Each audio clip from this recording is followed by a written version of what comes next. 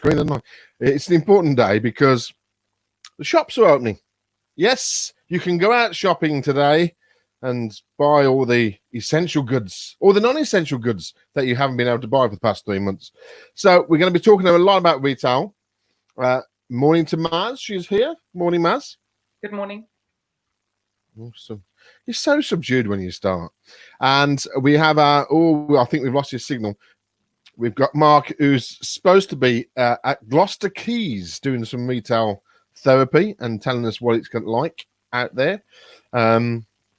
He isn't there, basically. So it's just you and me, Maz, for the moment. Grant's running late. It's a bit of a Monday feeling today. What happened to Mark? I don't know. He seems to have vanished. So we'll come back to him in a moment once we get his stream back up. So don't worry about it. Maz, you can start talking because I'm sure everybody will be able to still hear you. And what you say is very vitally important. Over to you, Maz. So, thank you. Thank you very much. Good afternoon. I hope that everybody had a lovely, lovely weekend. So it's a big day today. Non-essential shops and businesses have officially opened. Whoa. And I think it's going to be interesting to see if they have a large number of shoppers immediately, or is it going to be a handful of people? I mean, reality is the government panicked the population with an orchestrated, hysterical overreaction to this virus. And no matter what the drop in infection is now, there are many out there who have been brainwashed and scared to venture back into the real world. So on that note, I don't expect an upturn in the economy anytime soon. You know, the government has frightened too many into a state of panic. I mean, for me personally, shopping was an enjoyable experience when things were normal. I mean, no social distancing or wearing masks. You could eat and drink in a cafe, had access to a toilet. You know, all these things make a big difference to an enjoyable shopping experience. And now I think retailers will be treating paying customers like, what's the word that comes to mind? A disease cattle. And I suppose this won't encourage people to spend money in stores, ordering them around, telling them where to stand, where to walk, what to touch, when to wash their hands, pointing thermometers at them. It will be like going round on a conveyor belt of arrows, waiting for the person in front or holding up the person behind. I mean, I personally like to go in and get out at my pace, not waste my life standing in queues. I've been doing enough of that when I've been going shopping for grocery. You know, people simply won't put up with it. I mean, the only upper hand that the clothing stores had over online trading was that customers could see, touch, feel products. Without that, a retail store is quite literally pointless, I say. Does it really now serve a purpose? I mean, there was an article yesterday in the Daily Mail where Boris is saying, shop with confidence, guys. And it made me think, but your kids can't go back to school, so you'll have to stay at home to look after them. And most offices can't open, so you can't go to work. It's okay for them there to go drive through McDonald's, but hey, don't worry about work and school. That's far too dangerous for you. You know, does it make sense to you? You know, it's such a shame that there isn't the same determination to get all of the kids back to school, especially now that actually they're looking at relaxing the 2-meter rule. You know, this way, millions of working people can go back to work. And then we have Mr. Sonak, who's saying now is the time to open all businesses and allow everybody to earn. You know, so many businesses are still closed while you allow only the big players to open up. So I don't know. Can we shop with confidence? Boris telling everyone to actually go and shop. Is that the right thing to do? Because then you have ads on television telling people to only go out if absolutely necessary or for work. So, Mr. Johnson, which one is it? Shall we shop with confidence or shall we stay at home? You know, is he deluded or are we deluded? You know, if he thinks that people are going to be attracted to the shops with redundancy looming, ridiculous social distancing, human chess game, no toilets, no changing room, or places to eat and drink, then I think he is silly. When will he realize that social distancing will be solely responsible for millions of loss of jobs? It is unworkable and will kill off the high street, hospitality, entertainment, leisure, and sports sectors. It is the social distancing that will prove to be a silent killer. And then we have the lovely Rishi Sunak, who's saying, get out there, get shopping. I mean, but really, there are so many other possibilities, like get making, get building, get designing, get inventing, get researching, get teaching, get learning. Instead, we're exhorted to get shopping, people. How can you tell people to get out there, get shopping, when my children aren't allowed to go to school or see friends and family? It's okay to take kids to the zoo and a drive up. Then and only then people will have the money to spend for the boost of our economy. Forcing small businesses to remain closed after 3 months, I think it's bad behavior. You know, this is the week that 1 million people could get made redundant to miss the cutoff point where firms have to pay national insurance and pension contributions in August. You know, good luck to those people. There could possibly be 5 million people unemployed by Christmas if social distancing makes firms unprofitable and they close after giving it a go. We really need to bounce back and get out there. So, on that note, over to you, Mr. Bullock. Hello. Well, we've got everybody else back. So we got Mark there. He's back in the sunshine. Good to see you. Good to see you. Yeah. Who's so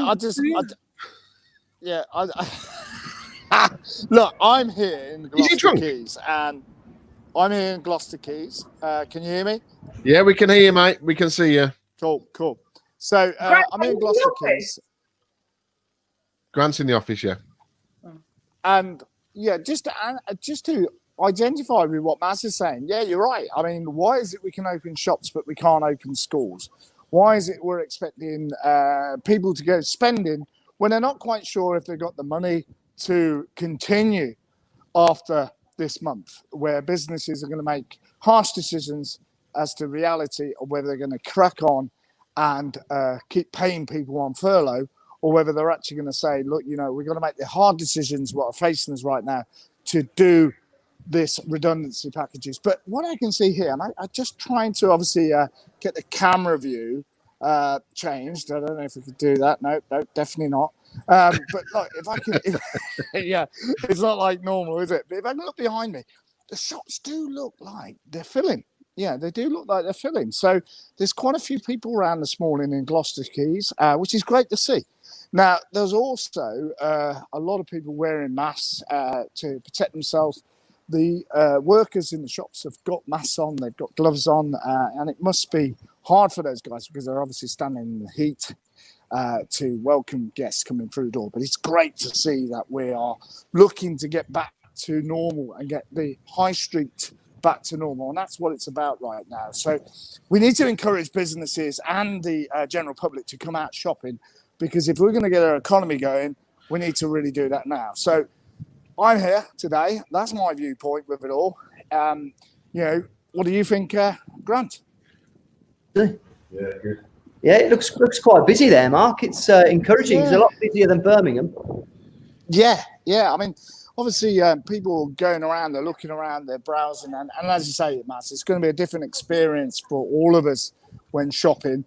But you know, just want to highlight that. Look, you know, you've got a chap in the background who works at the centre, cleaning the bins, and obviously making sure that the contact centres, everyone's going to put their hands, is being sanitised. That is going to be the shape of things. Are they not counting people into the main section there, Mark? Into the quayside inside? No, I mean, there are official staff around who are obviously monitoring how the day's going. But I think generally people are using the outside space as much as they can, and then nipping into the shops, to browse around. So it's busy. It's great to see that it's happening, but it's probably not as busy as they'd like it to be, considering it's the first day of shops open. Is there queues, Mark, to get into the shops? No, the queues I've seen predominantly, as we'd expect, is with the supermarkets. You know, the shops themselves. I mean, I'm standing outside of Ted Baker here, and there is no one in Ted Baker at all. So it's kind of like that, isn't it? You've got to ask yourself where we're going to be with all this. But what I've noticed behind me, massive discounts, 70% discounts. And I don't think you're going to see this online. I think they're going to try and encourage you to go in the shops and get the discounts in the shops. Well, it makes sense, doesn't it? What they doing? Do you know, Mark? Have you tried? What are they doing about trying stuff on?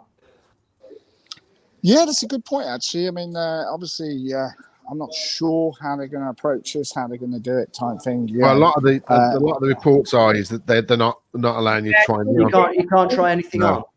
No. It's going to be a bit weird going into a clothes shop and, you know, browsing, and can you pick it up or what, you know? Well, So go on, Mark. Sorry. no, I mean, obviously, it's difficult, isn't it? Because no one wants to be on the camera, talking about what their policy is for their shop. But you can see that, all the shops are out there, and what they're saying to people is like, you can look around, basically. You can pick things up, but you can't try it on. So yeah, it is going to be difficult unless you know your exact size. Or like me, who often goes to Crew, buys the same t-shirts or same sort of designs. I know exactly what size I am. Well, that's what you were before lockdown, Mark. What are you now? Yeah, mate? yeah, that's right. You're former self, aren't you? Yeah, for myself. I've heard So that if you buy something and you take it back, they have to quarantine the clothes for 48 hours before they put them back onto the shelves again.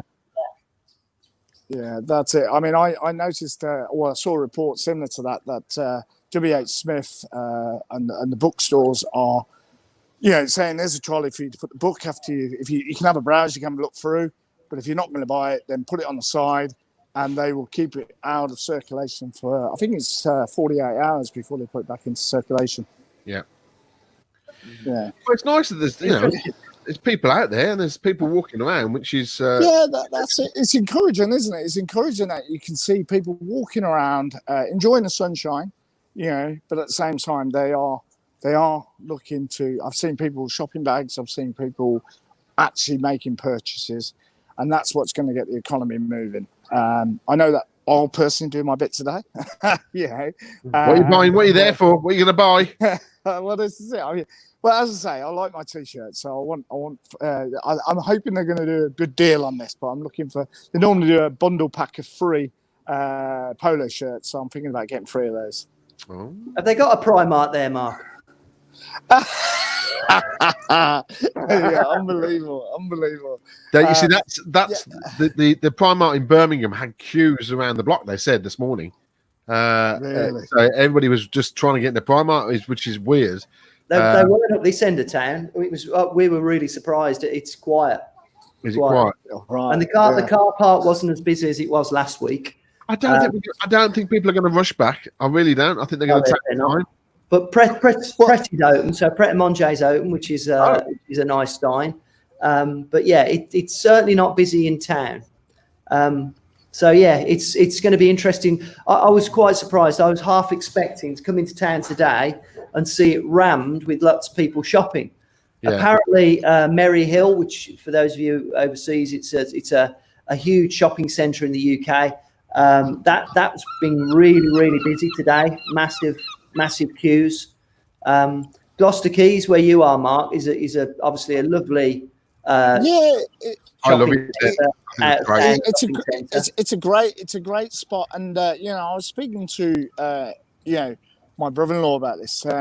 Where we are, they've been given permission in Tewkesbury on Junction 9, which is only up the road from here, to build an outlet centre for the Cotswolds Outlet Centre. So it's going to be similar to the Quays, more like Swindon Village.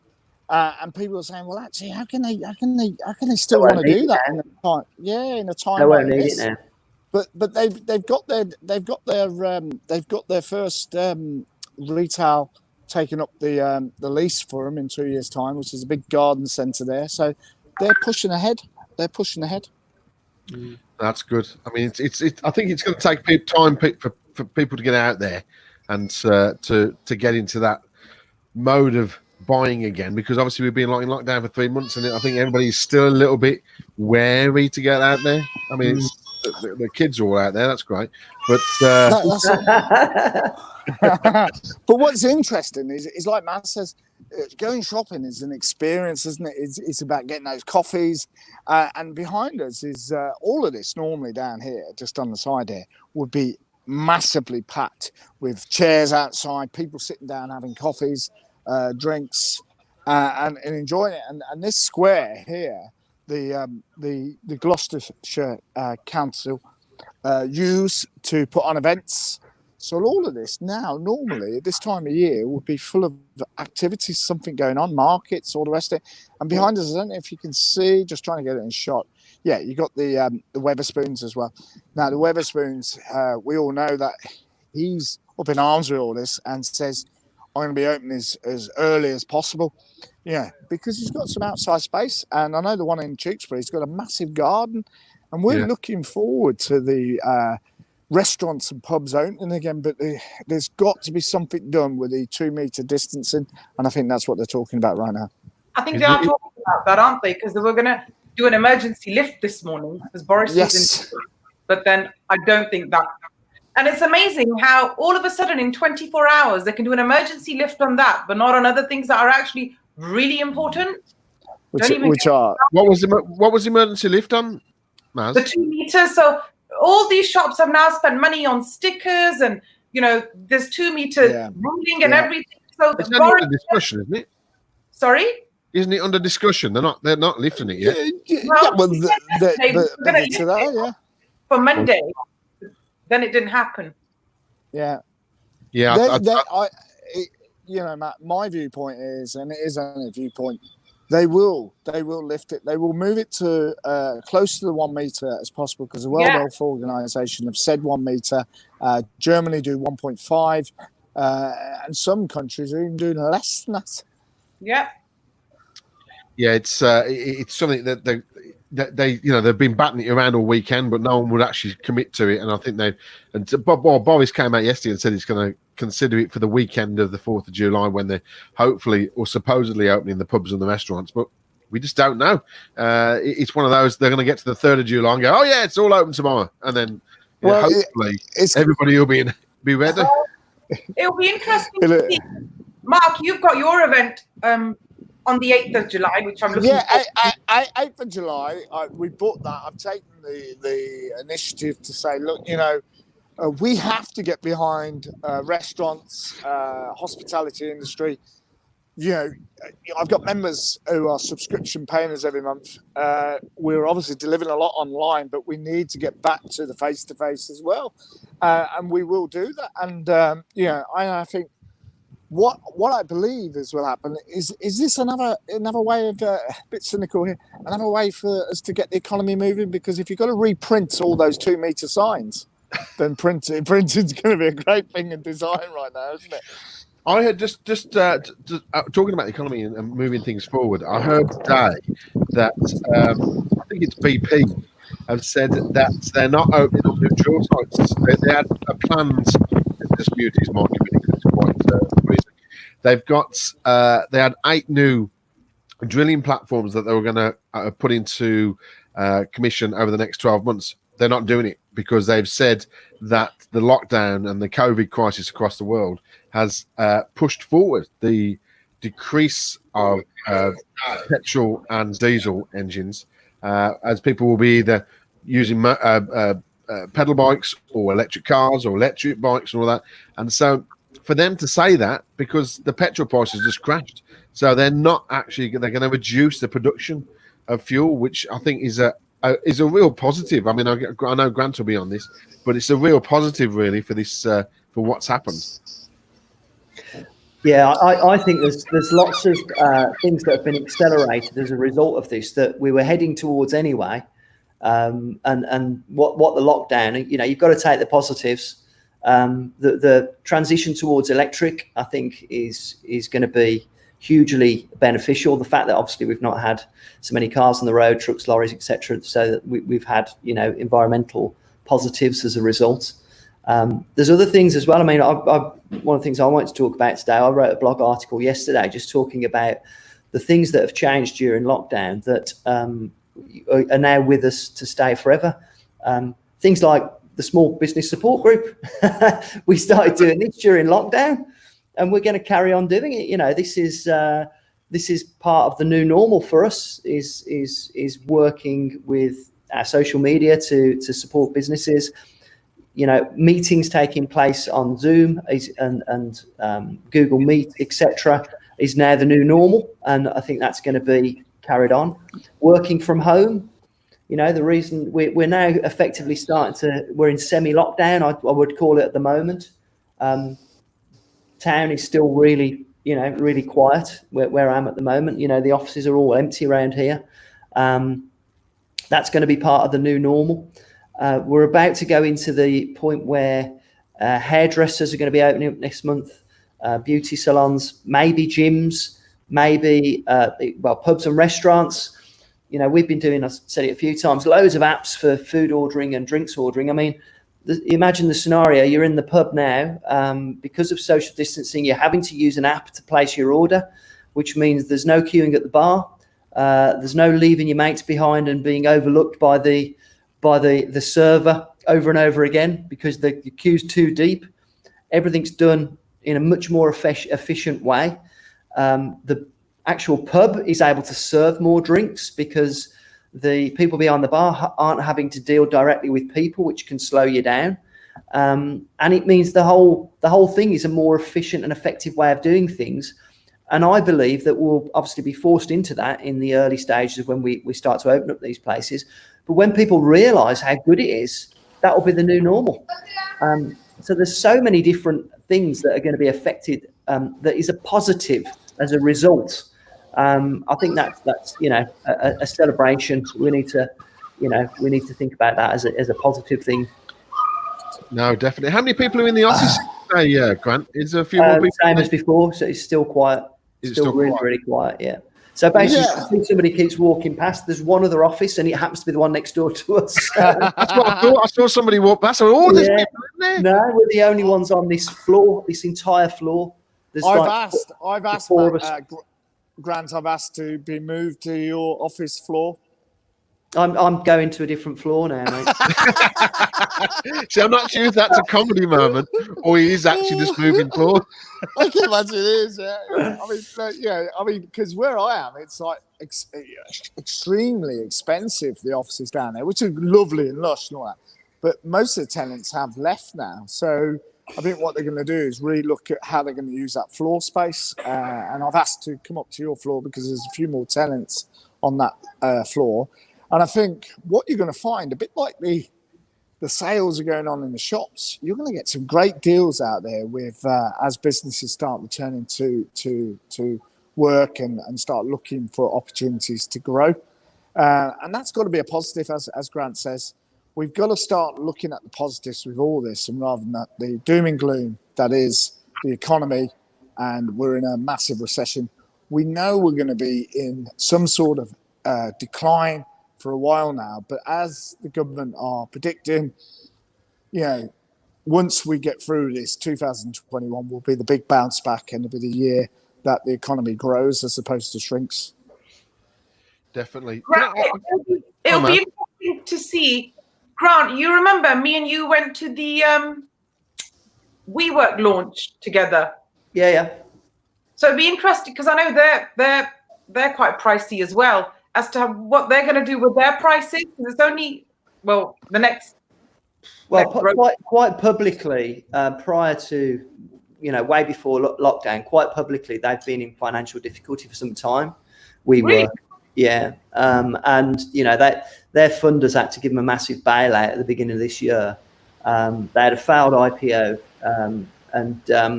You know, it was they were struggling anyway because their business model is, they lease these big properties, spend a fortune on them, and then obviously they go for lots of little businesses. And the one in Birmingham is absolutely awesome as a venue. So, and I was having a conversation. Well, I've spoken to quite a few people that are in the property business that do large spaces, commercial, that they'll rent. And then you've got the places that have got multiple occupancy. So you've got the co-working spaces and those kind of places. And, nobody's got a crystal ball, but I can see, and even by just looking at some of the businesses that have publicly announced, that some of the big commercial office spaces in cities are likely to lose out, because they'll have big companies that had large office spaces that are now largely working from home. And they're going to keep it that way. I think Barclays have publicly announced that they're going to be doing that on a couple of their properties. Now, for me, these people are still going to need places to, when they do get together, do team meetings, etc. So I would wonder whether places like WeWork, although they're going to take an initial hit, and they already will have done, as the new normal comes to place and in place and things start leveling out, whether some of the bigger businesses will leverage spaces like that to use as their kind of, as their office space, much smaller than they had before, because the facilities are awesome. Where we are is beautiful offices. As Mark says, they're not cheap, but they are lovely. And as a place to come and work, it's a fantastic environment. WeWork's the same, in terms of it's a beautiful place to go. And for big businesses that no longer need huge floors, then that these kind of places could benefit from it in the long run. Well, what is interesting is Ben, service manager at BE Offices Headspace, has said that he personally was, because they used to do like lots of trolley runs with donuts and all the rest of it. He's like, well, I'll just buy some chocolates and just go around to all the tenants and just say, sealed that is, but here's a chocolate. Because they want to keep that personal touch going. And I think that's what it's about. I think you'll get this personal touch, yeah. Yeah, that's what they're good at. No, but yeah, I think the whole commercial property business is likely to be an area that has a huge readjustment, for the reasons I've just stated, and also because you're going to get less people working in cities. I think that seems to be a pretty much a given from the evidence I've seen. And that means that there's going to be a downsizing of the economy in cities, and the commercial property people are likely to be the ones that struggle. And we were talking about this last week when we were in. What will that mean for our city centres? I think my common sense head thinks that a lot of these commercial spaces will end up going to residential again. Yeah, I think they will. A lot of the offices are still not back in at the moment. I know obviously the shops are all opening up, but I think a lot of the companies aren't doing the conversion in the offices to help with the 2 meter or whatever, 1 meter rule, toilets, areas where they're doing the food and that type of thing. It's difficult for them to do that, and they don't want to spend the money. I think they're still keeping people at home. They're either furloughing them or they're working online, and I think they're just sitting there waiting. So, the retail, that's moving forward, but I think office space is still going to struggle. Obviously, is there anybody in your actual physical office, Grant, with you now? Yeah, I've got David with me at the moment, yeah. Right, but you obviously are a couple of meters away from each other, aren't you? So we have a cuddle about every 5 minutes. Yeah. But other than that, we're social distancing. But it's just a weird one, isn't it? Because everybody's just sitting there waiting, and all the banks, as Grant said, like with Barclays, they are just waiting, and they're figuring out that they can do it from home. That why have customer services full of, like, in offices when they can be sat at home on the computers and the headsets? It's just proving the way forward, how things have changed. It'll be interesting to see on the 10th of July when we're at Chongqing how everybody's going to meet. It's going to be so awkward. Does somebody want to shake hands? Does somebody want to shake hands? Do you know what? I prefer. I've never been much of a hugger. I quite like not having the pressure. Sorry, I couldn't quite guess that. What was it, hugger? Yeah. It's going to be interesting when we do that meeting. I'm just remember, Mark, when the lockdown was going to happen and we had the networking event, you had Ben who was hugging everybody and we were saying, don't hug. Yes. I was like, stay away, stay away. Is the reason why the R rate went up. So can I just quickly, as one is something I just wanted to mention about that just before we sign off today, is that obviously we're starting to loosen everything up now, and you know, as Mark said, that the shops are open now, fantastic, but with social distancing rules, etc. Obviously, we've had all the issue with all of the protests where there's lots of people getting much closer than they're supposed to. I am now keeping a really keen eye on the R rate and what happens from now on, because if we don't get a second spike now, you've got to open up. Doesn't that prove that we didn't need to lock down in the first place? Ooh. I mean, somebody explain that maybe my thinking might be flawed, but if we don't get a second spike, that would imply we didn't need to lock down, wouldn't it? Well, I don't think we're going to get a second spot yet anyway. I think it'll be... Well, it takes 3 weeks to incubate and then after 3 weeks of loosening the lockdown, surely there should be at least a rise in infection rate. Well, you would have thought so. Well, let's just watch and see.